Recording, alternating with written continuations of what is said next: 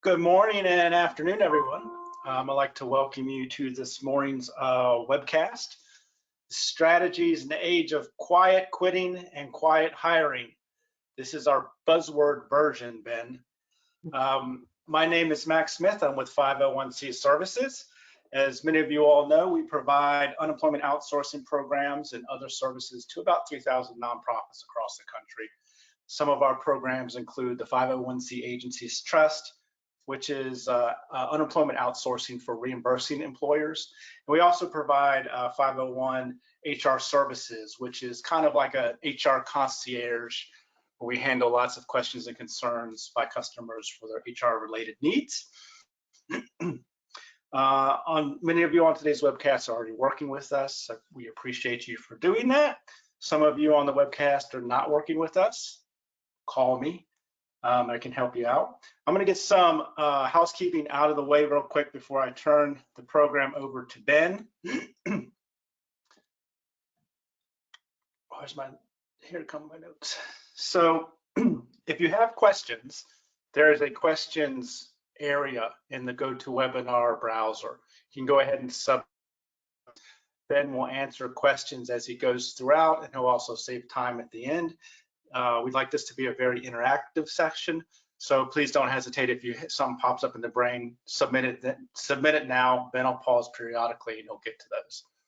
A lot of you on today's session are here for HRCI or SHRM credits. You know how that works. At the end of the program, a survey will pop up. Complete the survey for me, tell me what you need, and I usually send those out within about 24 hours. If you have to go to another meeting or you need to go to lunch or whatever, that survey will also be included in the post-event email, which drops about 60 minutes after we're done.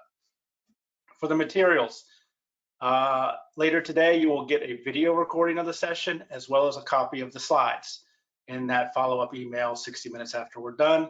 The slide deck is already in the handout section of your browser, so you can download that now and take notes as you go, or you can just pay attention to Ben. So I'm going to turn this over to Ben. Ben Freeman is a CEO and founder of Wiser Innovations. Wiser is actually our recruiting partner here at 501. When our customers need recruiting assistance, they work directly with Ben. So Ben, let me give you control here. Thank you.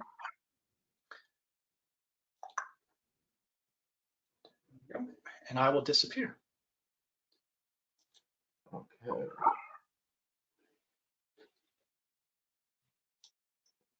Okay, give me 1 second so I can take care of the technical piece. Okay, so I apologize for the technical delay. Let's get this going. So as Mac had said, I'm Benjamin Friedman. I am the president and CEO of Wiser Innovations. We do talent acquisition strategy and implementation within the nonprofit sector. And I appreciate everybody showing up and taking time today. And let's see why this is being weird. Mac, is it possible for you to help me out getting the presentation up? Yep, I can do that. Absolutely. All right, thank you, because it is sharing my main screen, and I don't want to be doing that.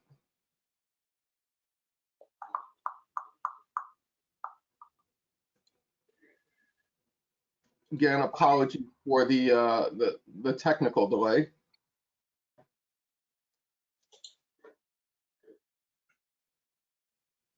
All righty, everybody should be able to see it now. Excellent, thank you for that.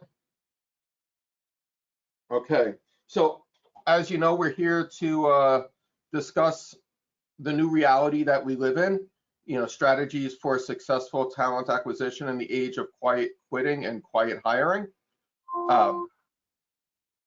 We can move to the next slide. What we're going to go over today is what is quiet quitting and quiet hiring? What are these great buzzwords that are all over the place? How did we get here? Looking at an overview, looking at strategies to deal with each of them. Next slide, please. And then how do we go about hiring creatively? The opportunities that are set up specifically for mission-driven organizations, because obviously we want to make this relevant to everybody attending. And then, a question and answer section. And as Max said in the introduction, please feel free to ask questions as we're going in real time. So, what are these buzzwords? What do they mean? And should we be concerned? I'm sure everybody's heard these terminologies very often, and we'll get into this. They're not always put in the best light, and that's not necessarily accurate. So let's get started. So to get started, let's look at a little history. At the beginning of the pandemic, unemployment skyrocketed. April of 2020, over 23 million people were unemployed. And we all know what happened there with things shutting down, with furloughs, with everyone having uncertainty. The environment just dictated that things had to slow down, and with not being able to have in-person programming, obviously a lot of people couldn't work. With restaurants closed, a lot of people couldn't work. So in 2021, over 47 million American workers voluntarily left their jobs. In 2022, it was an average of 4 million per month quit. It's a lot of people, and there's a lot of reasons for that. The biggest one, in my estimation, is simply because the world changed, people's realities changed, and either their job wasn't conducive to their new responsibilities or new lifestyles, or they realized that they just weren't happy, and it was time to do things that allowed for a life-work balance as opposed to a work-life balance. And that is shown as in the workplace revolution, where now what's important to people is really being able to live their lives and work as part of that life, as opposed to dedicating their entire life to their job and everything outside of it just kind of fits in. So we have to be aware of what led us to where we are now. Next slide, please. Thank you. So when we look at quiet quitting and quiet hiring, at a glance, there's definitely some symbiotic relationship between the two.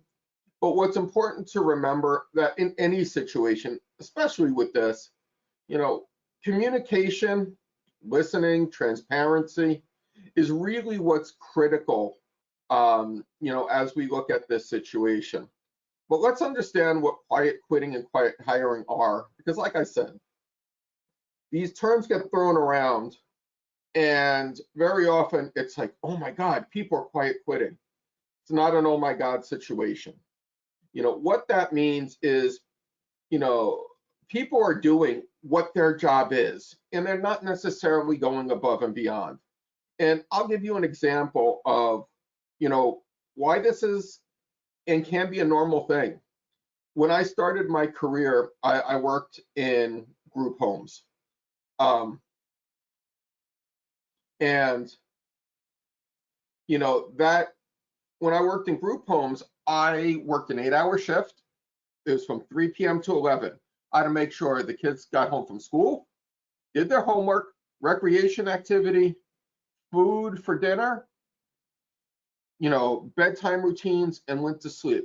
I also had to do 15-minute entries into a log every day, as part of the court requirements for how we operated. Want to do all that for a court mandate. So in looking at that, I did my 8 hours and I went home. I did exactly what the job required. I didn't go above and beyond because there was no above and beyond. I did have a good relationship with my supervisor, so if she needed me to pick up a shift, I would. But, it was doing what the job is. And honestly, as leaders, we need to understand that the expectation that people are going to go that extra mile, that's a nice thing when they do. But the expectation is people need to just come in and do their job. Anything they give us above and beyond that is a gift. So it's to some degree changing the mindset. When we look at quiet hiring, I look at this and I go, this quiet hiring is a great thing. And it's basically when an employee takes on a new role within the same company, and it's usually at a need. But if we're going to look at talent acquisition strategy, and that's something that it's the first thing I look at when I try to take on an engagement. Leveraging your current people to take on positions that either open up or there's a need and it's nice in here. What kind of sandwich did you get? or it's a growth move. That's wonderful. Like, we should be leveraging our people. We should be moving people. We should be giving them opportunity. So I look at quiet hiring, especially, like, that's an opportunity for us. And it should be part of any talent acquisition strategy. It should also be part of any HR strategy. So let's talk a little bit more about this. If we can move to the next slide. So let's talk about quiet quitting and why it can happen. Okay, and if we look at this first box, where it says undervalued employees begin to recalculate contributions on a lack of acknowledgement or prior organizational contributions. Basically what that means is if I'm working for you and I'm not recognized, or I'm not put in a situation where my above and beyond is appreciated, rewarded, why am I doing it? And that goes back to, we got to take care of one another. If employees are performing, let's acknowledge that. It doesn't need to be a cash raise all the time, but let's acknowledge the people that are allowing us to achieve our mission. Let's acknowledge the people, who are driving this organization forward, because any organization is the people. And very often, and not necessarily at fault, that situation gets forgotten. And very often, that person who is quote unquote quiet quitting, they're not lazy. They're exhausted because they've been doing so much, and because they haven't got recognition, because they haven't gotten, that reinforcement for it. They're tired. They're burnt out, and they need a break. And so it's not that they're not committed. It's not that they're not a strong representative. It's not that they don't want to work there. It's they're tired. So I'm going to pause right now. I'm going to add one of the questions that just came up, and this is a good one. It relates to what we're talking about. Are there generational differences to quiet quitting? Yes, absolutely. And part of that is related to, just how we feel about our place in the workforce and how we were brought up thinking about what we're supposed to do. And as we're looking, especially at younger generations coming into the workforce, they want very much to feel like they're attached to something. And this is something I touch on, but they want to feel like they're attached to a mission. They want to feel like they have a voice, and when they don't get to use that voice, when they don't get to be part of the conversation, it disenfranchises. Also, as I look at my generation, or even my parents' generation, and I'm Generation X, my parents are baby boomers. And I know there's transition happening now out of the workforce for some baby boomers, but we grew up, my father worked at the same place for 30 years, and you just did what you had to do. But also, business and industry has shifted from that generation and even the one prior where, there were pensions and, so things are starting to look different. But it's understanding the mindset of the employee and of the team that you have so that you can absolutely engage with where they are. And that's something that's really critical, is understanding where your people are and being able to start the engagement at that level, not expecting them to start the engagement where you are. It definitely will lead to a more successful situation. So thank you for the question. We also have to understand that quiet quitting is nothing new. It's popular now. It's a great buzzword, but it's not new. Like I said, when I started my career, I had an 8-hour shift. I worked 8 hours. I did what was asked of me, but was there going above and beyond? No, I wasn't donating time because I was a full-time college student. I had a personal life, so I did my job. And a lot of people think that. A lot of people, they want to come to work, do their work, and leave. It's not a bad thing. And actually, if we look at the bottom right, where the orangey red text, quiet quitting can actually be a good thing. Getting that mental health, getting that rest, getting that replenishment actually leads people to an improved focus and productivity. And there have been studies out recently about 4-day work weeks and how productivity is absolutely the same, even in some cases better than in a 5-day work week. Because when we understand that, walking away and coming back allows people to be refreshed and recharged and energized, and they don't feel put upon, they don't feel burnt out, the work product is just significantly better. So looking at the other two components of this, one, other countries have a different style of work. And this quiet quitting aligns us more with how other countries in the world operate and the productivity and the happiness that they have. I've been blessed to work and have to recruit in Europe and in Asia. And I had a team in Denmark, and when they took their month off, they took their month off. Like they did not respond, and that's a beautiful thing because then they're excited, they come back energized.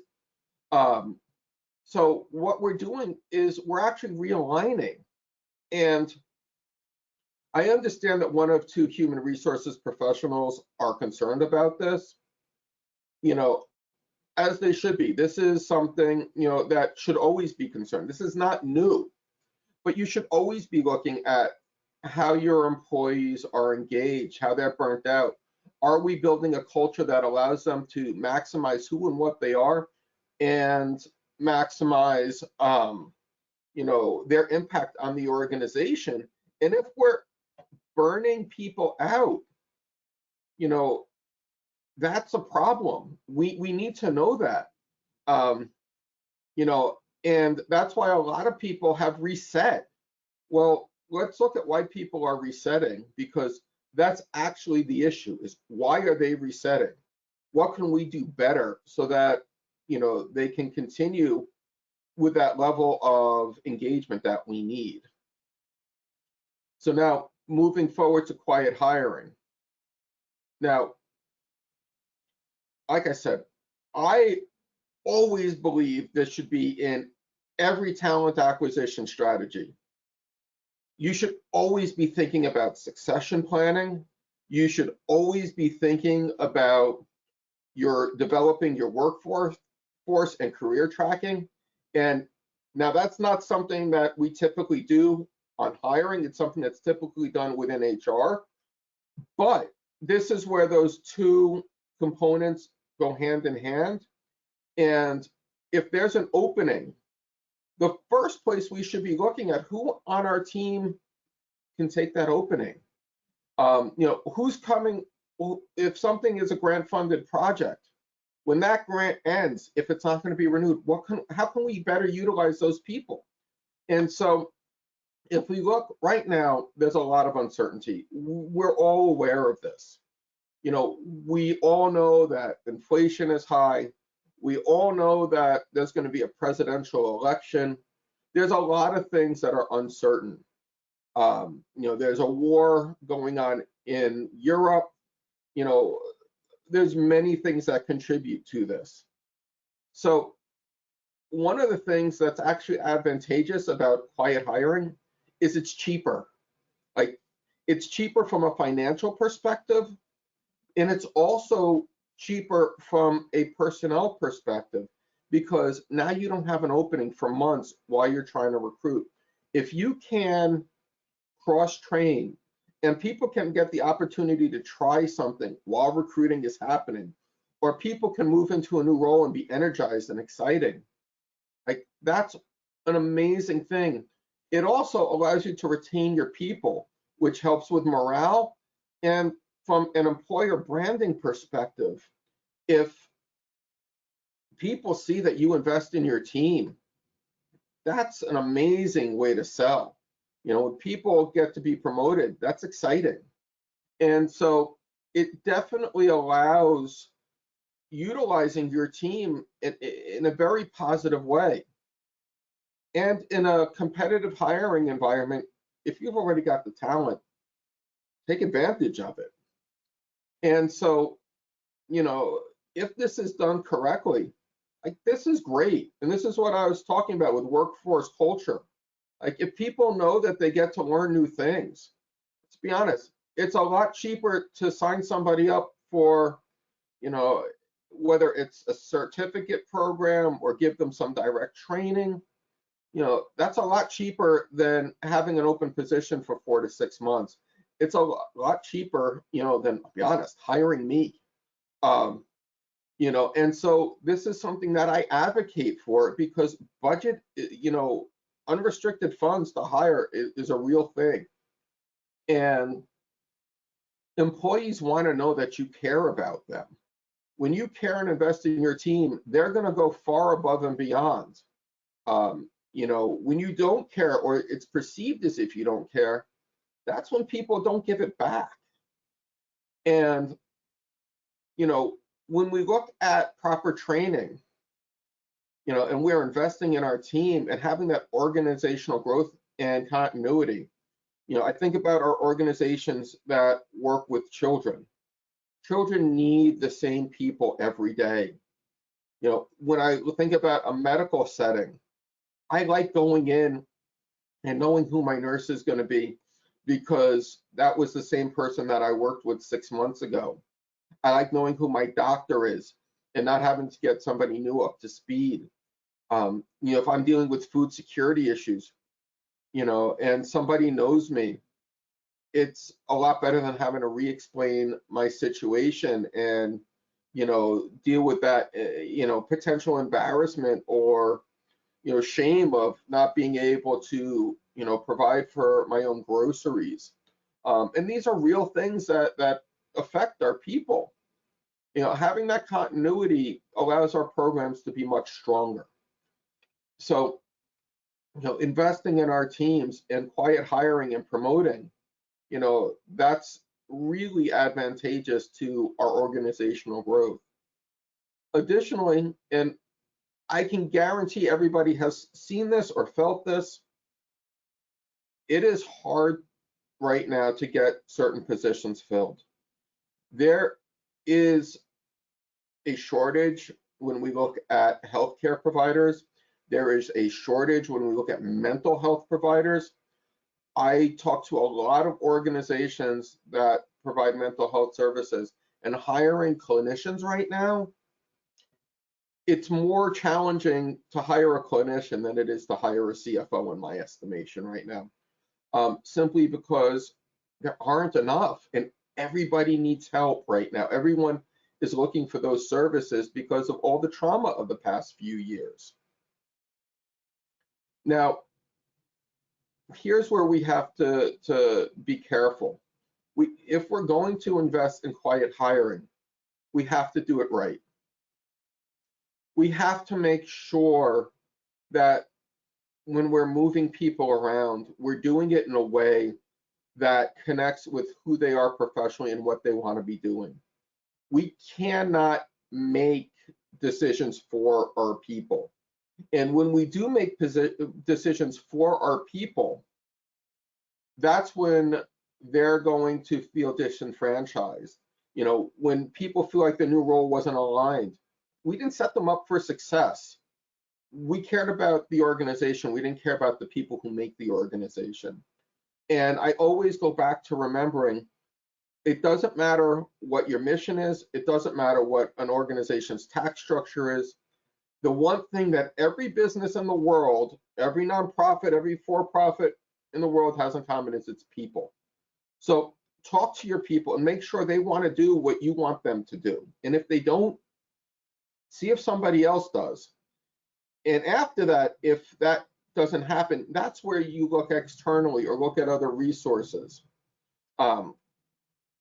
So I want to address, the comment, and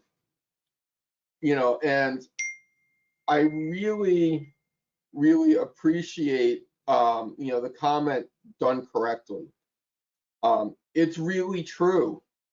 That's where, we have to make sure we're taking care of our people. And to have people on this call who have done this, who have been through, the quiet hiring piece of it, doing stretch assignments and cross training, it can be highly successful. But we have to identify those areas. We have to have those conversations in our one-on-ones during our annual reviews. What do you want to be doing with this organization? How can you see yourself growing? If there was an opportunity for you to move into a different role, what would you want that role to be? And then as a manager, with that person, talk about what is the plan to get them there. Or what is the plan to put them there and set them up to be successful, whether it's with a coach or whether it's, with somebody who they can shadow. And I'll use an example. If you're looking for someone to move into a leadership position, because let's say, your chief marketing officer is retiring and you want to move, somebody on your team into that role. Well, see if you can do an alignment where it's a step down, or they shadow, or the person who's retiring stays on 6 months as a consultant, so that we're setting people up to be successful. And like I said, that training piece and that open communication piece are absolutely critical to the success of quiet hiring a really productive component of your talent acquisition strategy. And I will share, before I opened my company, I worked at a global pharmaceutical manufacturer. And in our first year, myself and my team, we filled over 200 positions. Of those 200 positions, over 50% of them were by identifying internal talent and being able to either laterally or vertically promote people into roles they wanted to be in.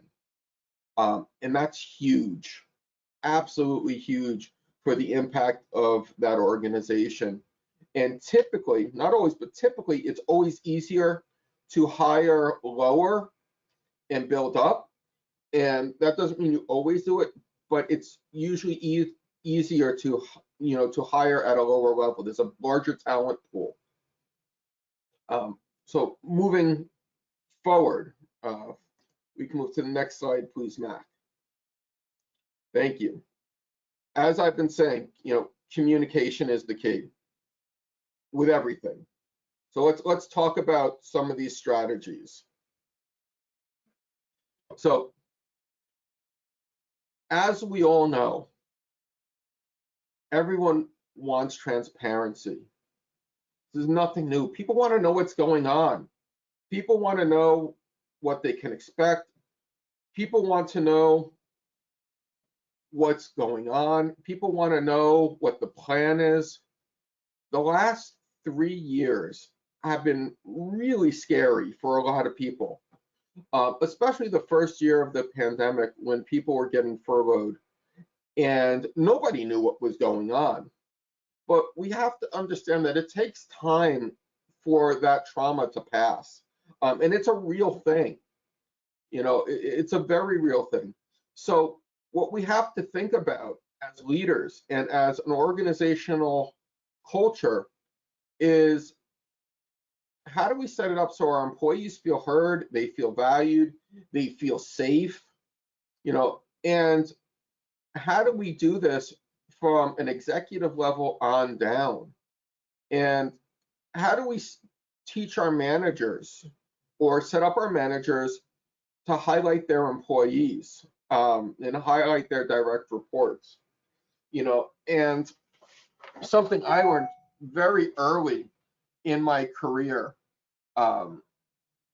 if a manager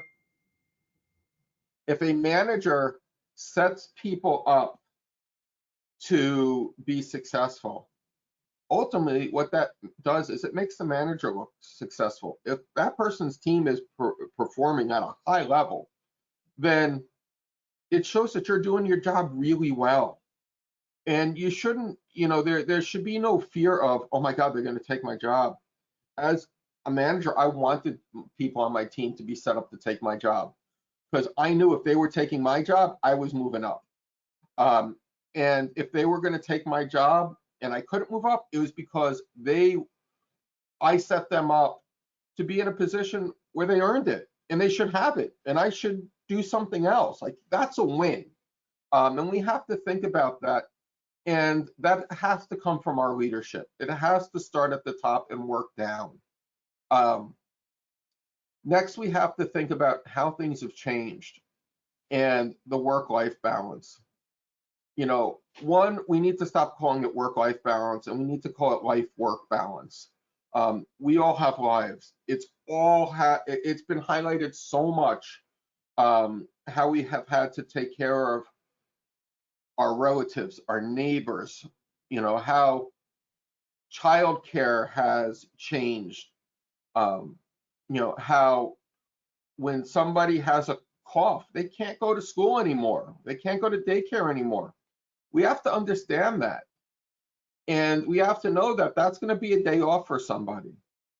We also have to understand that for now, and this may change at some point, but at least for now, there have been discovered new ways to work. It has been shown that people working remotely can be successful. You know, it has been shown that you don't need to spend in certain jobs 5 days away, 5 days a week in an office. In many ways, that's antiquated. You know, even as, you know, organizations evolve, we've got to think about those things. So let's push for ways that we can engage our teams, but also give them the flexibility that they need. It's one thing, you know, when you're seeing patients, even that can sometimes be done remote, especially with telehealth and certain other ways. But, you know, if I'm running a youth program after school, I got to be there, period. But if I've got to do administrative work, or I've got a lesson plan for what that session is going to be on Thursday, I can do that at home. And so, you know, it's important to think about where we can be flexible. And that's, you know, leads me into the next point. That 9 to 5 in the office all day, every day, it's over. People don't want it anymore, and we know that it's not necessary. But what we have to think about is we have to be focused on outcomes and not processes. You know, one of the things I do when I hire a new consultant, I tell them, look, I don't care when or where or how you work. Make sure that the client is satisfied, make sure they get what they need on or before they need it. And if there's an issue, we need to be proactive in addressing it. But ultimately, with many positions, you know, if I'm in a business development role or I'm in a, you know, major gifts role, why can't, if I want to, at 9 o'clock at night, be researching who I'm going to reach out to the next day? And then the next day I work 4 hours, but all I've done is reach out. And maybe I brought in, you know, 2 new people that can give us gifts. You know, if I'm achieving my goals, that's what's important. If I'm, you know, accelerating, that's all that's important. So let's think about those things and let's talk through. And it's not necessarily the same picture for every person. We also have to do something that can be hard, which is we have to pay competitively. And I spent the first half of my career working in nonprofits. I know the challenges of that. We have to figure out ways that we can be competitive. And that doesn't mean that you pay at the 100% mark, you know, for the industry. Maybe you're paying in the 50 percentile. But a wage is highly important, and it's a large part of the job equation.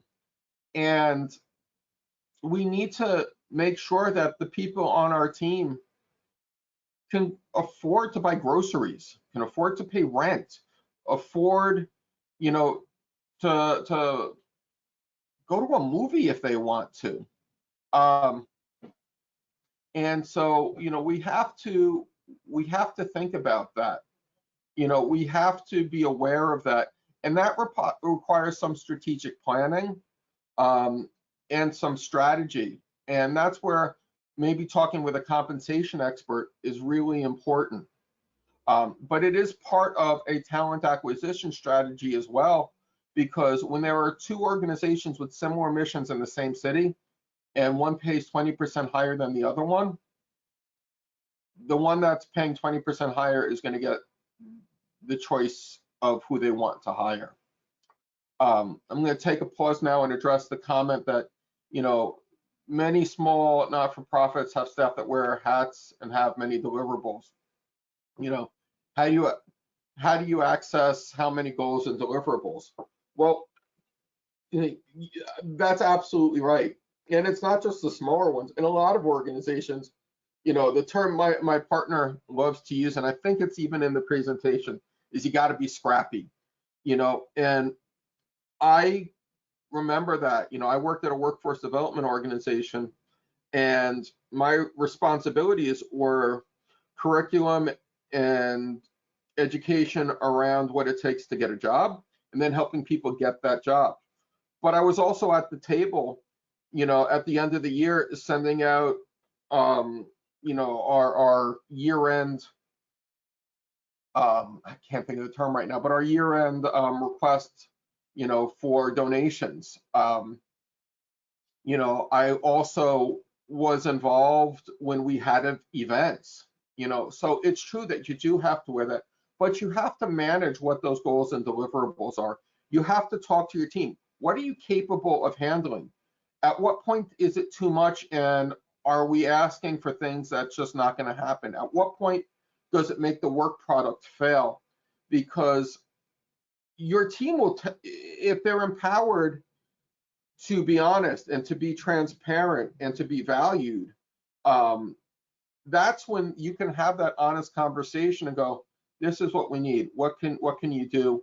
And taking their feedback and then looking at, all right, what are other ways we can get some of this work done? Can we leverage a volunteer or a team of volunteers? You know, is there a workforce development organization that we can leverage and give some of their people real-time, real-life experience, whether it's a internship or as part of their development. So these are things that we can be looking at and that we can address as part of our culture so that we can make it so that we're not overwhelming, the people that we work with. And, another question, what would be a reasonable expectation of response time, for those working from home? And that's a great question, and I think it's similar to a reasonable expectation, if you're in the office, if somebody's not going to be at their desk, that should be communicated.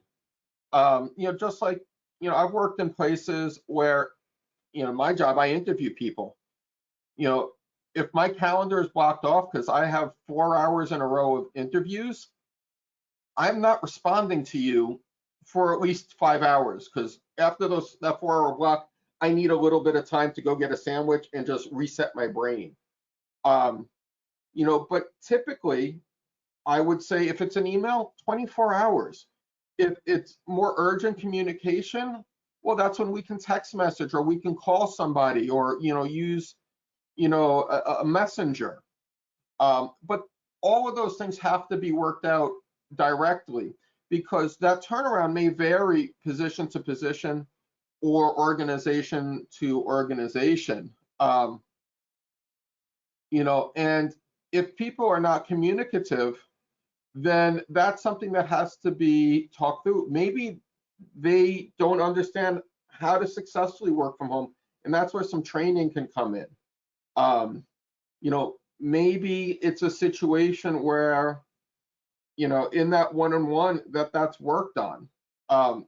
This is a learning process. A lot of people have never worked from home before until now. And a lot of people haven't managed people working from home until now.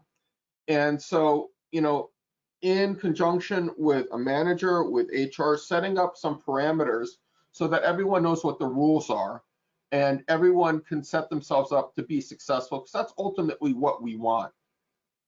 And, that goes to, these quiet hiring strategies, where if we are promoting a learning culture, we are providing growth opportunity for our people. Setting those parameters for what things look like sets them up to grow, understanding what it means to be a leader, creating, a growth mindset with your team across the organization. One, that'll lead to a higher level of performance, higher level of engagement. It allows for creativity. It allows people to take risks. I know in this sector, generally, risk taking can be frowned upon, because, people, our money is through grants, our money is through donations, and a lot of times, and it's hard to take a risk when you have to account for where the money went. But being creative and taking a risk allows us to do things we didn't do yesterday. And so we have to set ourselves up so that not only do they know parameters, but they know that there's going to be an opportunity, it's going to be okay to make a mistake. And it's going to be an opportunity for our teams to get the training where they are struggling. And that's why, that question around response time is good, because it sounds like that's an opportunity to help people grow. And response time, honestly, should be something even when people are in the office. If I send an email or a text message and it doesn't get responded to for 4 days, like, you're not helping me. It is also something that I know people do sometimes. Say when you'd like it responded to, please respond to things, please respond to this before end of business today. I've got a deadline. That also helps people, because they know what the expectation is. The quiet hiring strategies, providing a visible career path. People love to know what they can do. in interviews, it's very common for people to ask, you know, what's the opportunities that are available to me in like 3-4 years at this organization? And I always respond to that. I said, well, first and foremost, we want somebody to be in this job and be focused on it at least 2 years. Then we talk about, you know, well, you can go to this way, you can go that way. It is very attractive to people to know that they're not going into a dead end.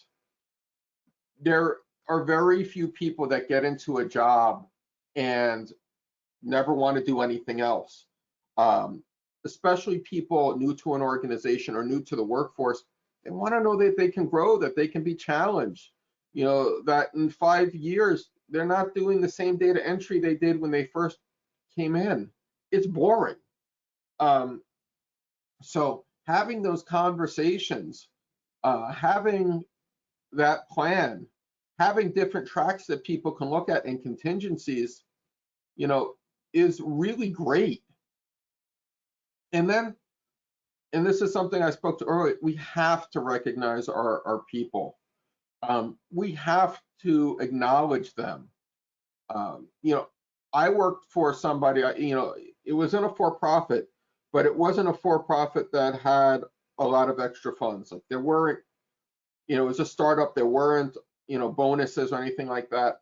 I remember walking down the hall one day and my CEO came out of a meeting and happened to walk next to me.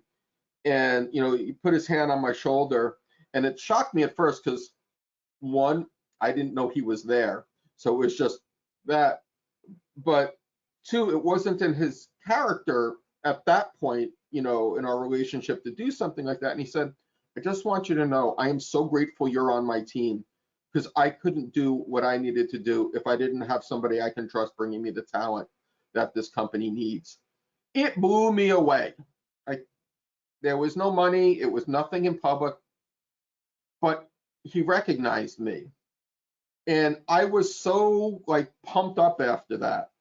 Like I wanted to do well for this company and for this CEO because I knew that he recognized and my work wasn't in vain. So yes, ideally we want to compensate people's work. We want to compensate for what they're doing, but that compensation doesn't always have to be money. It can be with investing in people's careers. It can be with, and this, are there any great recognition strategies that you can recommend, both formal and informal? That's great. It's exactly what I'm talking about as we move on. So I appreciate the question. So yes, you know, it can be a supplementary benefits package, you know, that gives discounts. You know, it can be, you know, giving somebody a few hours off. It can be, I had a supervisor do this, you know, gave me a gift card and said, you know, go out to dinner. It could be a raise. It can be sending somebody to a conference. You know, there's a lot of things that we can do. Sometimes it's just asking the person, look, I know you're working hard. I want to do something to say thank you. What would you like? You know, what is something that would be helpful? You know, and bringing the people into that conversation. You know, on a personal note, you know, typically, you know, when it's my wife's birthday, I'll ask her, is there anything she wants? This way I know that she's getting what she wants above and beyond what I was already thinking to get her. You know, so there's a surprise element, but there's also, yeah, I see you. And letting our people know that they're being seen, that is unbelievably powerful. And so another question, when we are referring to recognized employees, are you able to explain? Yes. So when I say to recognize them, you know, it's to give them, whether it's written, whether it's verbal, whether it's in a ceremony with other people, it's sharing with them that we see their accomplishments and we see their dedication to our mission. If there are performance issues, one, those shouldn't wait. We should be having regular check-ins with our team. We should be setting people up for success. If it's really drastic, maybe it's a formal performance improvement plan. Maybe it doesn't need to be there and it can just be some training. Providing education and feedback, people want to do well. They want to be successful. It's something innate in us from when we're children. We want to please. We don't like disappointing people as a general rule. And so, letting people know, that they're doing good job, even if they're not on your team. Like, a lot of times in my work, I'll work with people in marketing because we have website things and, events, and I very much, even though they don't report to me, will go to colleagues in marketing and be like, thank you so much for getting what I needed. Thank you so much for making me a priority. That's recognition. Thank you so much for taking care of us so that we can be successful. That's recognition. Also, investing in careers. It lets people know that there's a reciprocal relationship. When we're setting our people up to go for training, or we're setting them up for continuing education, we're giving them an hour to attend a webinar like this so that they can get their credits and maintain their certifications. That's recognizing them. That's investing in them. And there's another comment that I want to speak to right now. So lots of talk of development. Does anyone have a good template and competencies for direct front staff to move to supervisors? I think that's great. If anybody does, please share it. If you want, you can send it to me. I'm happy to send it forward and be that portal. And this is something, it's definitely, like I said, part of a talent acquisition strategy to grow our teams. And that's why I talk it, but it's also a function of management and human resources. And this is where all of our parallel functions do get to work together. And I appreciate, the comment, the credits we gain in these classes can be helpful, furthering the education. Absolutely right. Like, you tell someone, they can get 3 hours a month, to go on webinars or training, or even just to sit and read some periodicals. I start my day every day looking at what's new, either on LinkedIn or on Forbes, so that I can stay abreast of what's going on. Sometimes it's just reading CNN, but having that time so that I can have that is immensely useful, and it's been something I've been doing for years. It's not something that I do just because I have this business. I need that so that when I'm talking to people, I understand and I can speak from a worldly perspective. So when we meet with our people in our one-on-ones or as a team, discuss those learning opportunities. It should be part of the interview process. It should be part of the job description, that professional, development. Even if there's not a budget for it, this is free. Look, we don't have a budget for professional development, but we'll give you time to go on webinars. There's a ton of them, and they're free, and some of them are dynamite, and can be outside of your wheelhouse. Sending people to conferences, so they can network and they can, talk to people in other organizations that do things similar to them. Like, these are things that we can highlight, and it's really an investment in our people, but also an investment in the organization. And I really appreciate the interactiveness. If we can move to the next slide, please. So here we go. So I want to move through these a little bit quickly because I do realize that, we're running short on time. Understand money isn't everything. PTO, hybrid work, not only your traditional benefits, but here in Seattle, pet insurance is huge. Like I got 4 dogs. Pet insurance is huge. Take advantage of your brand identity.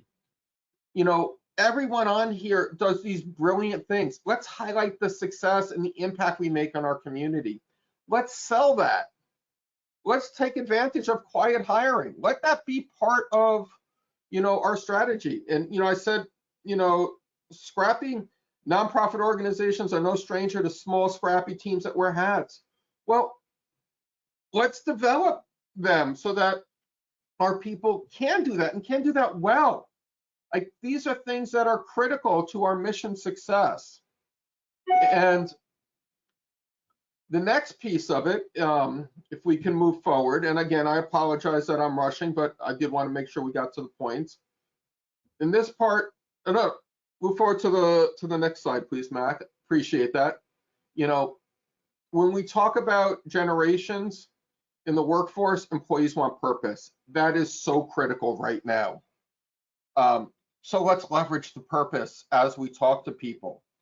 Let's leverage the fact that people work here share a similar mindset.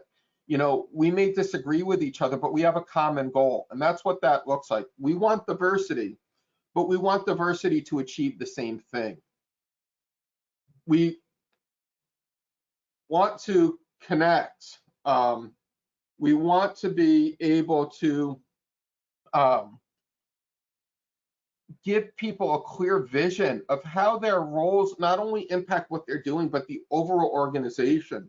One of the things I like to do as part of an interview process is have people meet with people they don't interact with on a regular basis, so they can understand how, if I'm a direct line, frontline person, my work relates to the work of, the finance team, of the development team.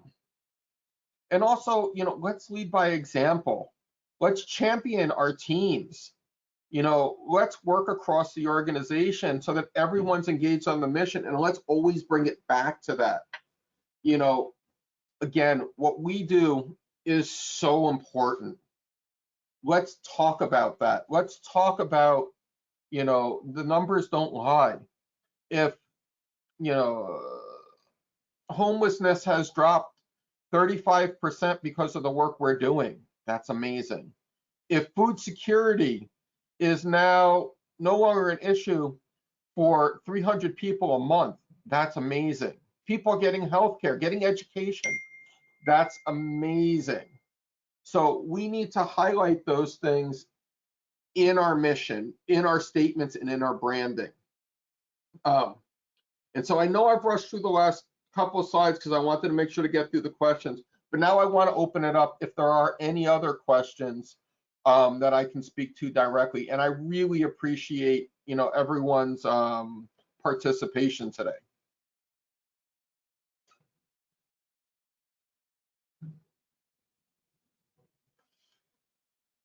So you can, if there are no other questions, you can absolutely reach out to me directly. Mac, I want to thank you for pushing the slides through.